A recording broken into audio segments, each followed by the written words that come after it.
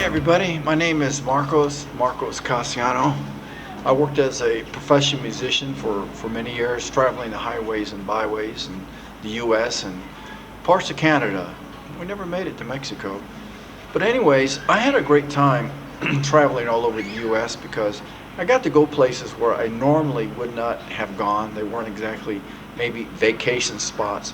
So it was a lot of fun and I enjoyed it a lot. So I'm in Nashville now, I don't know, a couple years, and I hook up with this guy named Wyatt Webb. We're going to go on the road with Wyatt.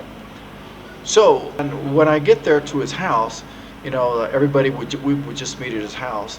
The guitar player shows up, and he's new, and I thought, the guitar player looks like somebody I've seen before. So backing up earlier, like about a year earlier, I had stopped by what was called, I don't know if it's still in existence, the Ernest Tubb Record Shop. I think they had a thing called the Midnight Jamboree on Saturday night. This is when some of the stars from the Grand Ole Opry would go to the Ernest Tubb record store and they would perform a little bit.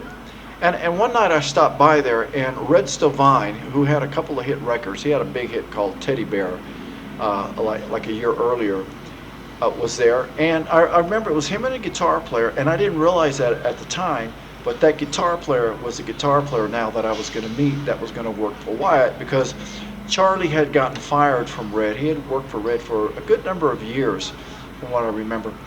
But Red traveled the highways and byways of the U.S. It was just him and Charlie. I think they had a Volkswagen van. But Red could not drive because he was legally blind. And Charlie, well, he drank a little too much, and I think finally Red just got a little scared of Charlie driving while he was drinking. So Red eventually fired Charlie, and then this guy Wyatt hires him.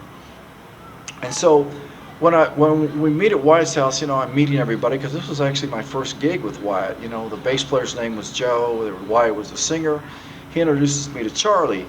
And so after a while, we get to talking, and Charlie says, yeah, I had been working with Red, but he let me go because, Red didn't want to hire a driver or like a bass player who could drive. So, and he was scared to drive with me because I drank too much. I go, well, wait a minute, now I remember you. I saw you at the Ernest Tubb record store one night at the Midnight Jamboree.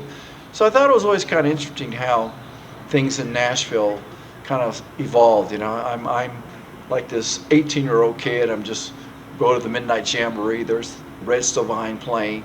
Then a year later, there I am playing with Red Sovine's guitar player.